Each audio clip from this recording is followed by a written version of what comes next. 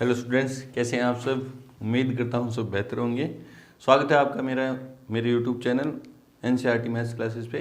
आज का हमारा टॉपिक है, जैसे आप देख पा रहे हैं, चैप्टर नंबर 6 समरूपता।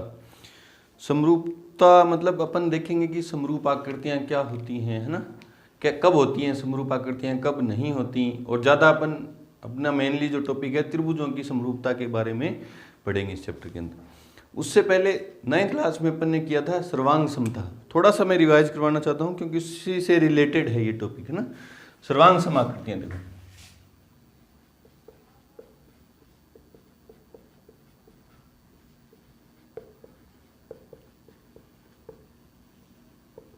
सर्वांग समाकृतियां कौन सी होती हैं?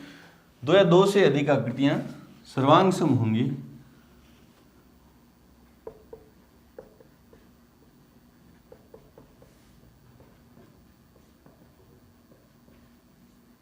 सर्वांग सम होंगी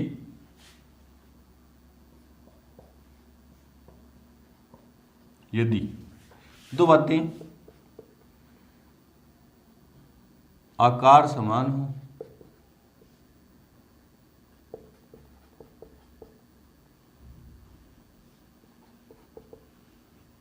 और दूसरी बात अमाप भी समान हो।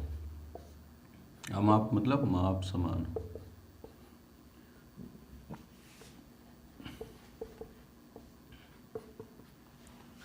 ठीक है, ये है सर्वांग समता की दो कंडीशन है। दो आकृतियों के सर्वांग सम होने की दो कंडीशन है कि पहली कंडीशन तो आकार समान हो और दूसरी कंडीशन माप समान हो। दोनों कंडीशन के बारे में चर्चा करते हैं। मान लेते हैं मैंने कोई फोटो खींची आपकी, मान लेते जब 10 साल के थे, जब आपकी मैंने एक फोटो खींची, ये जिसमें आप यूं देख रहे हो, ठीक है।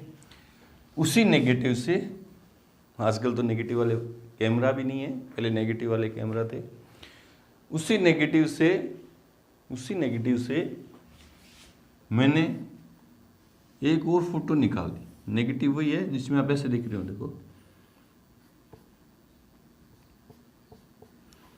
ठीक है।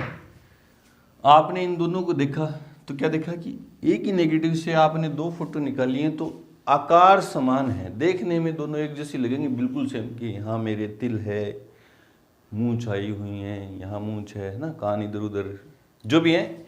एक ही नेगेटिव से मैंने दो फोटो निकाली तो इनके आकार समान है, ठीक है। अभी तक इन दोनों के आकार समान है, अब माप समान नहीं। देखो, ये मान लेता हूँ 4 सेमी की है, ये 5, ये 4 और ये 5। इसको देखेंगे तो इससे बड़ी लग रही है। देखो, ये 8 मान लेता हूँ, ये भी 8 होगी, ये 10 मान लेता हूँ, ये भी 10 होगी, ठीक है। तो आपने देखा कि इन दोनों आकृतियों के आकार समान है, माप समान नहीं है, तो ये सर्वांग सम अभी तक तो नहीं है। ये दोनों आकृतियां सर्वांग सम नहीं है। अब अगर इसी नेगेटिव से मैंने दो फोटो निकाली और इनके माप भी समान थे, मान लेता हूँ 3 3 3 3 3 सेमी 3 सेमी 3 सेमी 3 सेमी, तो दो फोटो निकाली मैंने। देखो, एक ही नेगेटिव से दो फोटो निकाली और फोटो की जो माप है वो भी समान है। तो आपने देखा एक ही नेगेटिव से दो फोटो निकाली तो उनके आकार समान थे पहले।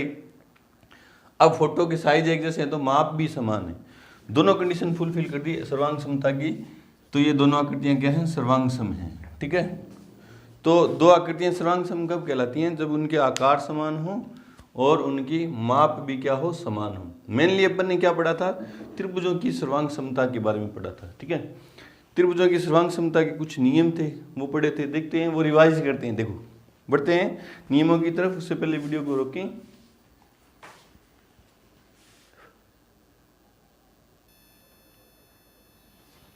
तो क्लास 9th में अपन ने सर्वांग समता के नियम पढ़े थे। ये 5 नियम हैं सर्वांग, दो त्रिभुजों के सर्वांग सम, त्रिभुजों की सर्वांग समता पढ़ी थी, और समरूपता भी अपन मेनली किसकी पढ़ेंगे? त्रिभुजों की पढ़ेंगे, ठीक है। अब त्रिभुजों की सर्वांग समता के नियम थे, 5 नियम थे। एक तो SAS नियम मतलब भुजा कोण भुजा नियम, फिर ASA नियम कोण भुजा कोण नियम, फिर AAS नियम, फिर SSS नियम और फिर RHS नियम। देखो बारी बारी से अपन पांचों नियमों को देखते हैं, ठीक है। इनका यूज होगा काफी, इसलिए बता देता हूँ, ठीक है। हाँ, SAS नियम, ये नियम क्या कहता है कि दो त्रिभुजों में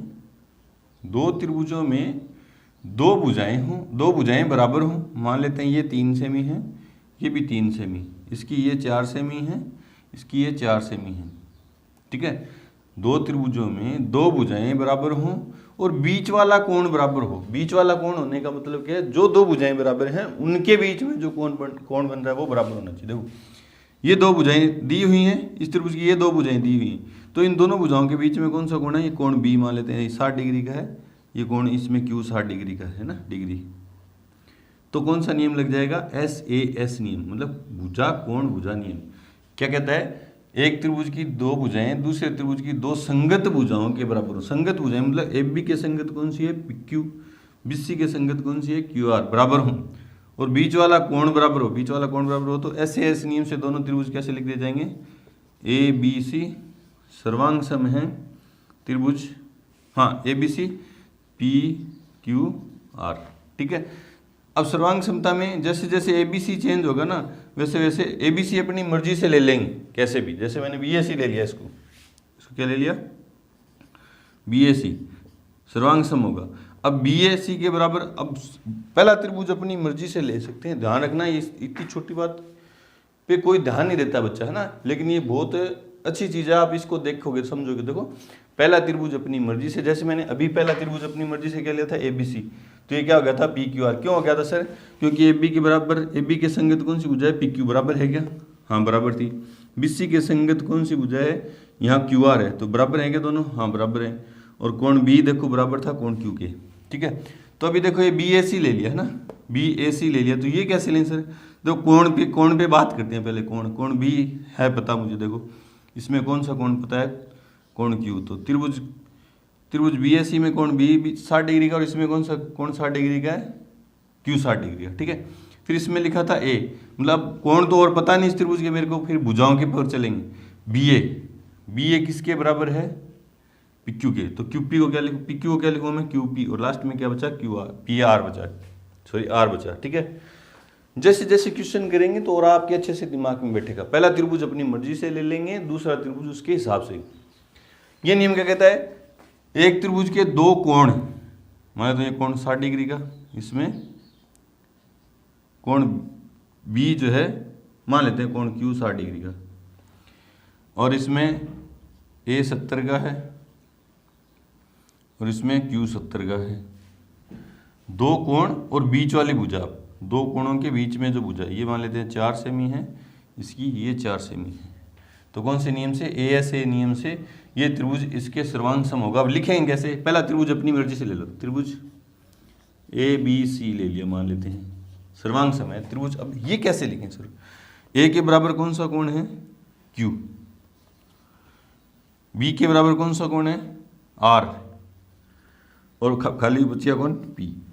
तो देखो सही है क्या, इसमें भुजा AB का पता है मेरे को कितना, AB कितनी है, 4, इसमें QR 4 है क्या, हाँ देखो QR 4 है, इस तरह से लिखेंगे, ठीक है।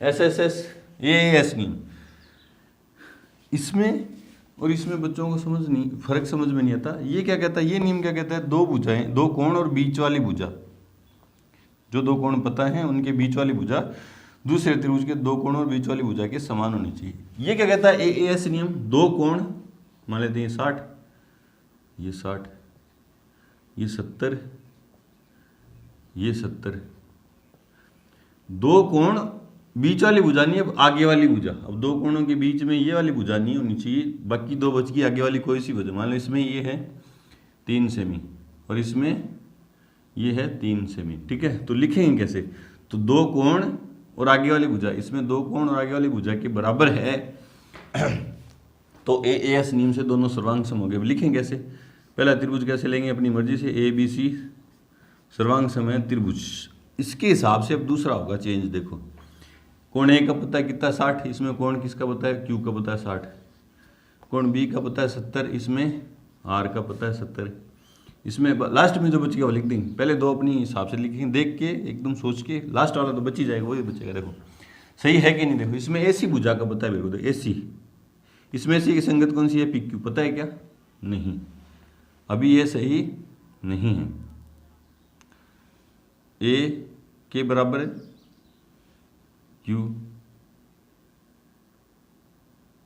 और बी के बराबर आर 70, ठीक है। बचा कौन फिर? पी, पी क्यू, और उसमें कौन सी दे रखी है? पी आर, है ना। तो ए के बराबर ए 60 डिग्री का, इसमें क्यू 60 डिग्री का, बी 70 का, इसमें आर 70 का, बच्चा कौन? पी। सी तो हो गया, ठीक है, बराबर है। अब इसमें ए सी और इसमें पी क्यू पी, तो फिर ये वाली भुजा नहीं होगी, कौन सी होगी? ये वाली होगी, पी क्यू, है ना। अब दोनों समान है ना, पी क्यू के बराबर समान है, तो ये कौन से नियम से? ए एस नियम से दोनों सर्वांग सम होगी। एस एस एस नियम क्या कहता है? एक त्रिभुज की तीनों भुजाएं दूसरे त्रिभुज की तीनों भुजाओं के समान हो। मान लो ये 3 सेमी, ये 4 सेमी, ये 5 सेमी, ये 3 सेमी, ये 4 सेमी, ये 5 सेमी।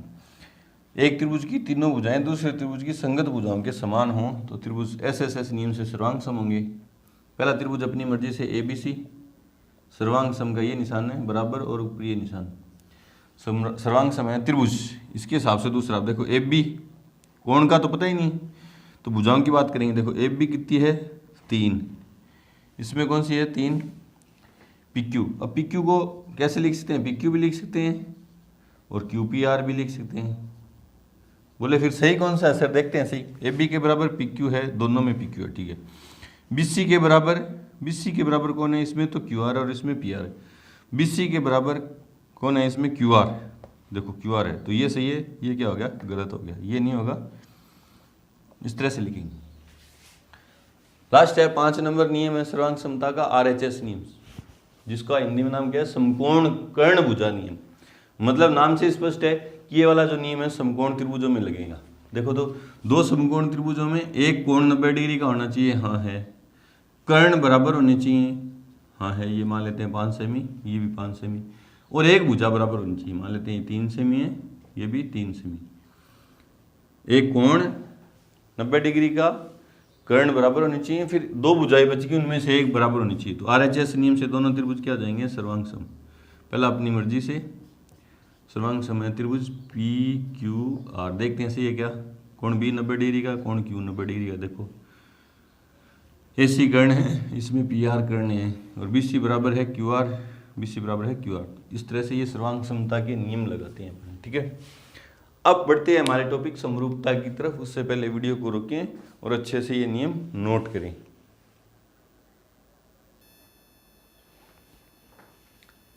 तो समरूप आकृतियों की परिभाषा मैंने आपके सामने लिख रखी है कि भुजाओं की समान संख्या। पहली कंडीशन क्या है कि जो भी बहुभुज लेंगे अपन, उनमें समान भुजाएं होनी चाहिए। ऐसा नहीं कि एक पंचभुज और एक षटभुज है वो समरूप कर देंगे, वो कभी भी समरूप नहीं होंगे। पहली कंडीशन क्या है? भुजाओं की समान संख्या वाले दो बहुभुज समरूप होते हैं यदि, पहली कंडीशन क्या है कि संगत कोण बराबर हो। संगत कोण बराबर होने का मतलब क्या है कि आकार समान हो। पहली कंडीशन तो वही है सर्वांग समता वाली, कि आकार समान हो, ठीक है। दूसरी कंडीशन क्या है? संगत भुजाएं क्या हो? समानुपाती हो। समानुपाती होने का मतलब क्या है? माप समान होना नहीं जरूरी है। अब की बार माप समान होती तो वो सर्वांग सम हो जाती हैं। माप समान होना जरूरी नहीं है, माप क्या होना चाहिए? समानुपाती होना चाहिए। जब देखो जैसे कैसे मैंने एक चतुर्भुज लिखा,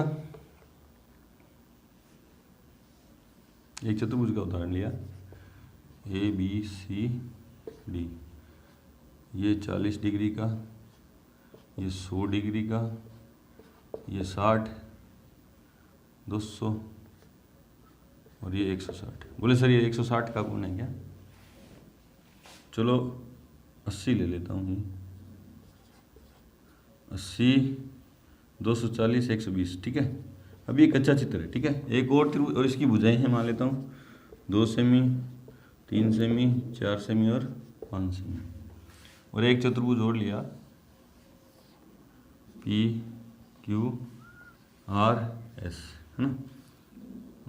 ये 80 डिग्री, ये 100 डिग्री, ये 60 डिग्री और ये 120 डिग्री, और मैंने ले लिया ये 10 सेमी, ये 15 सेमी, ये 20 सेमी और ये 25 सेमी। ठीक है, मैंने पूछा आपसे क्या ये सर्वांग सम है क्या? तो सर्वांग सम होने की दो कंडीशन थी कि आकार समान है। आकार समान होने का मतलब संगत कोण बराबर होनी चाहिए। तो देखो संगत कोण बराबर है क्या? 80 80, 100 100, 60 60 और 120 120। ठीक है, ठीक है, ठीक है। पहली कंडीशन फुलफिल है कि आकार समान है। दूसरी कंडीशन सर्वांग समता की क्या थी कि माप भी समान होनी चाहिए। तो आपने देखा ये 2 की है, इसमें 2 की कोई सी है क्या? नहीं है, एक नहीं है। तो आपने देखते ही बोला कि इनके आकार तो समान हैं, इनके माप समान नहीं है, तो ये सर्वांग समाकृतियां नहीं है। ठीक है, सर्वांग सम नहीं है। तो मैं फिर आपसे पूछा क्या ये समरूप हैं क्या? तो आपने देखा समरूपता की भी दो कंडीशन है कि संगत कोण बराबर होनी चाहिए, मतलब आकार समान होनी चाहिए। तो आपने देखा कोण तो बराबर है। दूसरी कंडीशन क्या है? संगत भुजाएं क्या होनी चाहिए? समानुपाती होनी चाहिए।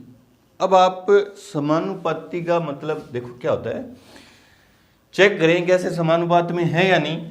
तो कैसे करें, किसके संगत कौन सी लें, ऐसे थोड़ी सी कंफ्यूजन रहेगा ना, किसके संगत कौन सी भुजा लें। अभी BFB के साथ कौन सी लूँ, PQ लूँ, QR लूँ, SR लूँ, SP लूँ, है ना। तो देखो कैसे करें, कैसे करेंगे समानुपात देखना के लिए क्या करेंगे, देखो ढंग से सुनना। इसकी सबसे छोटी भुजा लूँगा मैं। सबसे छोटी कौन सी भुजा है? AB। बट्टा में अनुपात निकालने के लिए आपने 8th क्लास में सीखा है, अनुपात निकालने के लिए कैसे निकालते हैं अनुपात? 1 के बट्टा में दूसरी कोई वैल्यू रख के समान इकाइयों वाली दो संख्याओं को रख के जितना कटे उतना उसको काट देंगे, लास्ट में जो बचता है वही उन दोनों का क्या होता है? अनुपात। इकाइयाँ समान होनी चाहिए। सेंटीमीटर का किलोमीटर का अपन माप सीधा अनुपात सीधा नहीं निकाल सकते, पहले उनको एक इकाई में बदल के या तो सेंटीमीटर को किलोमीटर में या किलोमीटर को सेंटीमीटर में बदल के अनुपात निकालते हैं। ठीक है, तो अभी देखा ये सेमी सेमी में है सारी, अनुपात निकालते हैं। देखो तो निकालेंगे कैसे, इसकी सबसे छोटी भुजा और इसकी सबसे छोटी भुजा कौन सी है? देखो 10 15 20 25, तो सबसे छोटी कौन सी है? PQ। मान रख देंगे, AB का मान कितना 2 और इसका कितना है 10। जितना कटे उतना काट दो तो 1/5। ठीक है, इन सबसे छोटी भुजाओं का अनुपात क्या है? 1:5। फिर इसकी उससे बड़ी भुजा कौन सी है? BC। सबसे छोटी से बड़ी कौन सी है? देखो 5 4 3, तो इनमें सब उससे बड़ी कौन सी है? BC। इसमें 10 से बड़ी कौन सी है? 15। देखो बाकी उससे बड़ी है, तो 15 है कौन सी? PQ। तो BC का मान कितना है? 3 बट्टा में 15 काटा तो 1/5। ठीक है, ये दो अनुपात समान आ गए। तो आगे वाले भी चेक करूंगा कि अनुपात समान आ रहे हैं या यहाँ समान नहीं आते, तो मैं बोल देता कि दो भुजाओं का अनुपात समान नहीं है, तो ये समानुपाती नहीं है। तीसरी फिर उससे बड़ी कौन सी है? CD। इसमें उससे बड़ी कौन सी है? SR। CD का मान कितना है? 4 और SR का मान कितना है? 20। 4 के पहाड़े में घाटा तो 1/5, 1:5। फिर सबसे बड़ी AD और उसमें सबसे बड़ी कौन सी है? PS। AD का मान कितना है? 5 और उसमें 25, तो काटा तो 1/5। तो आपने देखा, आपने क्या देखा? सभी संगत भुजाओं का, क्रमशः संगत भुजाओं का अनुपात क्या आ रहा है? समान आ रहा है। समान आने का मतलब ये भी 1:5, ये भी 1:5, 1:5, 1:5, सभी के अनुपात समान है, मतलब ये समानुपाती हैं। एक चतुर्भुज की सभी भुजाएं दूसरे चतुर्भुज की सभी क्रमशः संगत भुजाओं के साथ क्या है? समानुपात में है, मतलब समानुपाती हैं। तो दोनों कंडीशन फुलफिल कर दी। संगत कोण बराबर है इन दोनों के, और संगत भुजाएं क्या है? समानुपाती हैं। तो क्या लिखूंगा मैं? चतुर्भुज PQRS समरूप है चतुर्भुज ABCD। इसका कहने का मतलब क्या है? P के साथ कौन सा कोण बराबर है? A है क्या? हाँ। Q के साथ B बराबर है, R और C बराबर है, ठीक है, और D और S बराबर है, हाँ ठीक है, कोण तो बराबर है। PQ के साथ किसका अनुपात होगा? अनुपात, बराबर नहीं। समरूपता में क्या देखते हैं? अनुपात। PQ के साथ किसका अनुपात है? AB का। देखो दिखा, PQ के साथ किसका अनुपात है? AB का। QR के साथ किसका अनुपात है? BC का। QR कहाँ है?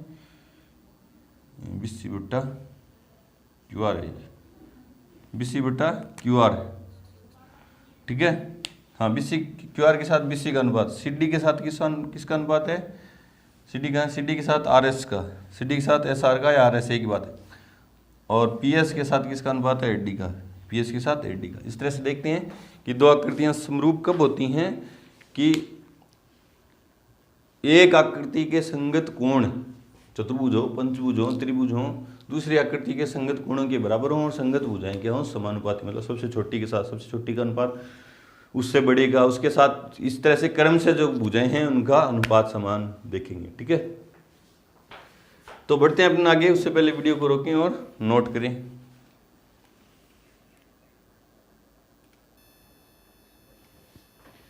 अभी बात है कि सर्वांग सम आकृतियां हमेशा समरूप होती हैं, परंतु समरूप आकृतियां हमेशा सर्वांग सम नहीं होती हैं। देखो कैसे, देखो ये मैंने दो सर्वांग सम आकृतियां ली। आकृतियां मतलब कोई सी भी आकृति हो सकती है, बहुभुज कोई सा भी हो सकता है, त्रिभुज, चतुर्भुज, पंचभुज। ठीक है, मेनली अपन पढ़ेंगे त्रिभुज के बारे में, लेकिन अभी थोड़ा सा इंट्रो पार्ट है तो कैसी भी आकृति लेके अपन बात करेंगे। देखो सर्वांग सम आकृतियां, मैंने दो सर्वांग सम त्रिभुज ले रखे हैं। देखो कैसे हैं सर्वांग सम? आकार समान है क्या? आकार मतलब संगत कोण समान है क्या? हाँ, 80 30 70, 80 30 70। माप समान है क्या? 3 4 5, 3 4 5। हाँ, तो त्रिभुज ABC सर्वांग सम है त्रिभुज PQR।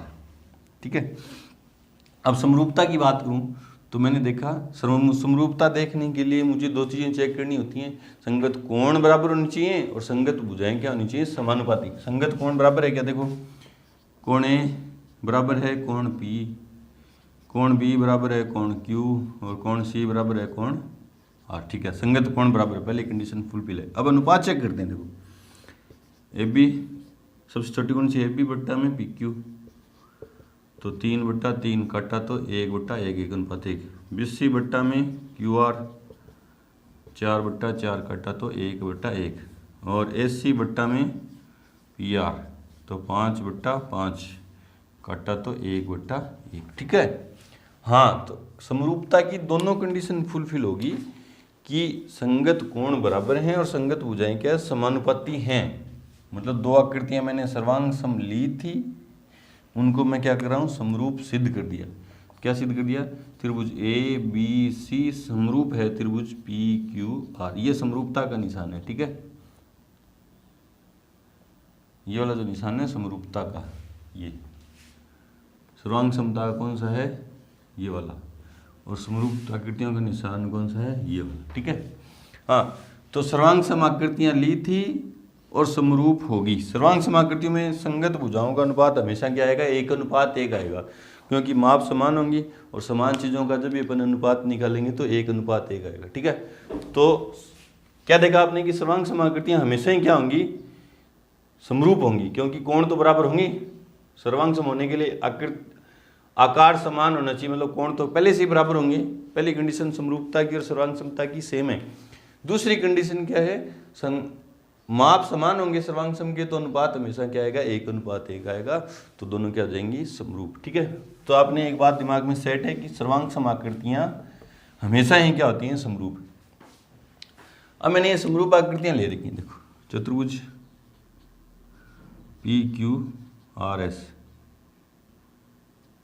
समरूप है चतुर्भुज ABCD। देख लो क्यों है? P के बराबर A है क्या? हाँ है। Q के बराबर B है और R के बराबर C है और S के बराबर D है। इसका और इसका अनुपात देखो, सबसे छोटी भुजा का अनुपात क्या है? 1:3, 1:3, 1:3, 1:3। अनुपात समान है, तो ये समरूप तो है। अब मैं इसकी सर्वांग समता चेक करना चाहूँ, और सर्वांग समता की दो कंडीशन है कि आकार समान होने चाहिए। देखो आकार समान है मतलब कोण बराबर है, संगत कोण क्या है? बराबर। दूसरी कंडीशन सर्वांग समता की क्या है? माप समान होनी चाहिए। इसमें 2 सेमी, इसमें 2 सेमी की कोई है ही नहीं, तो एक भुजा से मुझे पता चल गया कि ये सर्वांग सम नहीं है, क्योंकि माप संगत भुजाओं के बाद संगत भुजाओं की माप समान नहीं है, इसलिए ये सर्वांग सम नहीं है। तो ये बात आप अच्छे से समझ गए होंगे कि सर्वांग सम आकृतियां हमेशा समरूप होती हैं, परंतु समरूप आकृतियां हमेशा, जरूरी नहीं है हमेशा सर्वांग सम हो, कोई कंडीशन में हो जाएंगी। जैसे मान निकालेंगे, इनकी अनुपात 1 आ गया, सभी एक चतुर्भुज क्या या त्रिभुज की एक भुजाओं का अनुपात दूसरे चतुर्भुज की संगत भुजाओं के साथ अनुपात जो है 1:1 आ गया, तो दोनों क्या हो जाएंगी, सर्वांग सम हो जाएंगी। किसी विशेष स्थिति में समरूप आकृतियां सर्वांग सम हो जाती हैं, लेकिन हमेशा नहीं होती हैं। ठीक है, बढ़ते अपन आगे, उससे पहले वीडियो को रोकें और नोट करें।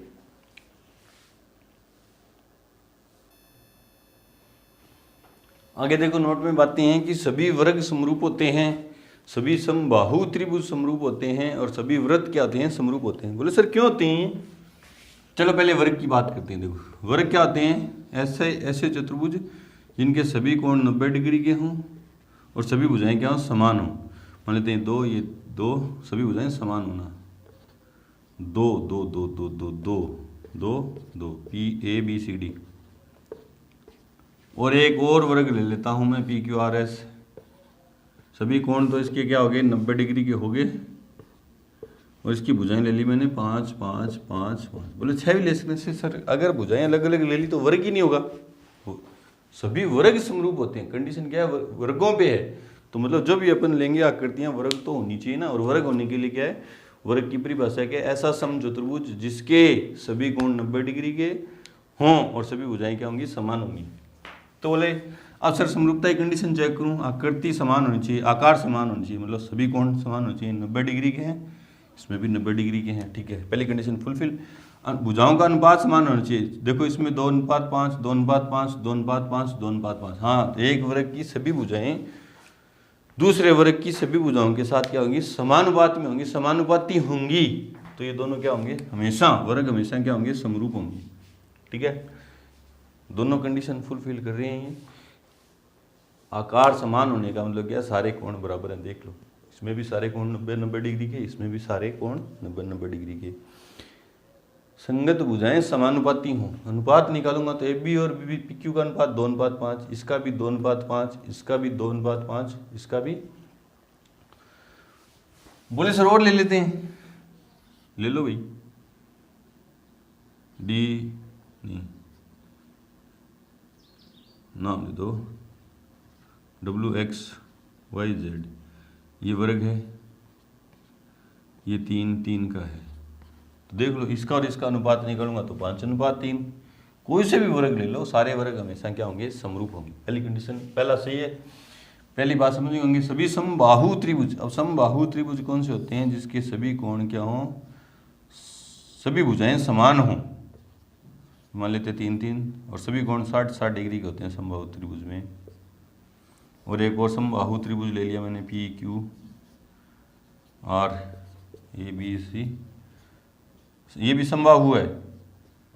कंडीशन समबाहु त्रिभुजों पे अलग अलग नहीं ले सकते, ये 5 ये 5 ये 5। तो देखो संगत कोण बराबर है, क्योंकि समबाहु त्रिभुज में सभी कोण कितने कितने डिग्री के होते हैं, 60 डिग्री के। तो समबाहु त्रिभुज है तो कोण तो 60 डिग्री के हो गए, भुजाएं इसमें 3 की, इसमें 5 की हैं। दूसरी कंडीशन भी फुलफिल है, अनुपात निकालूंगा तो 3:5 आएगा सभी का। तो समबाहु त्रिभुज भी क्या होते हैं, हमेशा समरूप। सभी वृत्त समरूप होते हैं, ये बात समझ गए आप, सभी वृत्त समरूप होते हैं। देखो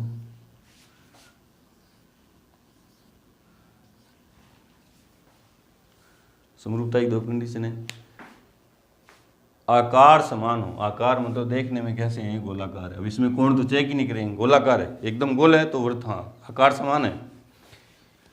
भुजाएं समान, माप क्या हो, समानुपाती, भुजाएं समानुपाती। अब इसमें भुजा तो है नहीं, तो अपन इसमें अनुपात, वृत्त में किसका अनुपात निकालते हैं, त्रिज्या का अनुपात।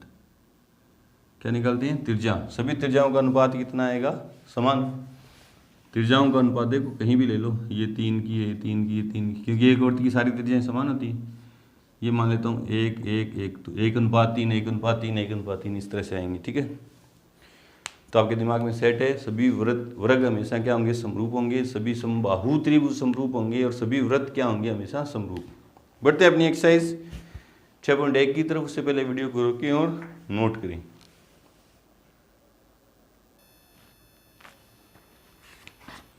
तो एक्सरसाइज 6.1 में ज़्यादा कुछ है नहीं, पहले तो रिक्तस्थान है कि सभी वृत्त क्या होते हैं, सर्वांग सम होते हैं, समरूप। तभी अभी आपने देखा सभी वृत्त क्या होते हैं, समरूप होते हैं। सभी वर्ग समरूप होते हैं। सभी कौन से त्रिभुज समरूप होते हैं? समबाहु त्रिभुज। सभी खालिस्तान त्रिभुज समरूप होते हैं। तो सभी कौन से त्रिभुज समरूप होते हैं? समबाहु त्रिभुज समरूप होते हैं। बाकियों का समरूप होना जरूरी नहीं है, वो तो कंडीशन पे चेक करेंगे, आगे चेक करेंगे समरूपता, है ना। भुजाओं की समान संख्या वाले दो भुज समरूप होते हैं यदि उनके संगत कोण बराबर हों तथा उनकी संगत भुजाएं क्या हों? समानुपाती हों। ठीक है, ऐसी दो नंबर प्रश्न है, ऐसे दो युग्मों को के दो भिन्न भिन्न उदाहरण दीजिए। समरूप आकृतियां, समरूप आकृतियों में कौन से लिख दोगे आप? चतुर्भुज जैसे वर्ग दिखा सकते हो, दो समबाहु त्रिभुज दिखा सकते हो, वृत्त दिखा सकते हो, या और कुछ भी दिखा सकते हो। जैसे एक चतुर्भुज दिखाओ, ABCD, है ना। सारे कोण दिखाओ, जैसे 100, 120 और 60 और 80। दूसरा चतुर्भुज दिखाओ, PQRS 100, 120, 60 और 80। संगत आकृति समान है, आकार समान है, संगत कोण समान हो गए ना। संगत भुजाएं समानुपाती होनी चाहिए। मान लेते हैं ये ले लिया आपने 1 2 3 4, तो इसकी क्रम से संगत भुजाओं को कोई एक संख्या से गुणा कर दो, कोई सी भी एक संख्या से, जैसे 2 से कर दो, ठीक है जी, 2 फिर ये 4 फिर ये 6 फिर ये 8, 3 से करोगे, कोई एक संख्या से गुणा करके उसकी भुजाएं लिख दो।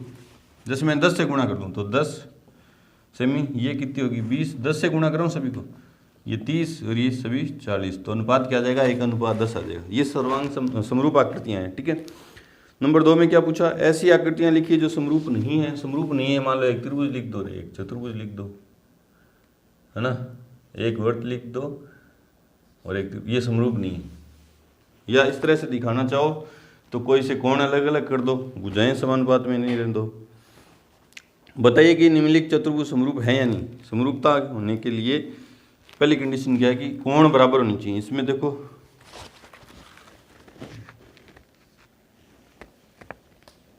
ये 90-90 डिग्री के दे रखे हैं इसमें सेकंड नंबर पार्ट में, और इसमें ये कोणों के बारे में चर्चा ही नहीं, 90 के है ही नहीं, तो ये समरूप नहीं है। पहली कंडीशन फुलफिल नहीं की तो ये समरूप आकृतियाँ नहीं हैं। ठीक है, तो यहाँ पे आके समरूप आकृतियों का इंट्रो पार्ट क्या होता है? कंप्लीट होता है। अपन मेनली इस चैप्टर में मेनली त्रिभुजों के बारे में पढ़ेंगे, चतुर्भुजों के बारे में नहीं पढ़ेंगे, वर्ग के बारे में, आयत के बारे में नहीं पढ़ेंगे, त्रिभुजों की समरूपता के बारे में पढ़ेंगे। उसमें समरूपता के कुछ नियम हैं, जैसे सर्वांग समता के 5 नियम थे, उसी तरह से समरूपता के भी नियम वो आगे पढ़ेंगे। 6.2 में थेल्स प्रमेय है, इंपॉर्टेंट है, वो पढ़ेंगे। तो मतलब अपन को मेनली पढ़ना किसके बारे में है? त्रिभुजों के बारे में। ठीक है, तो मिलते हैं 6 एक्सरसाइज 2 के साथ थेल्स प्रमेय में। तब तक के लिए गुड लक, थैंक यू।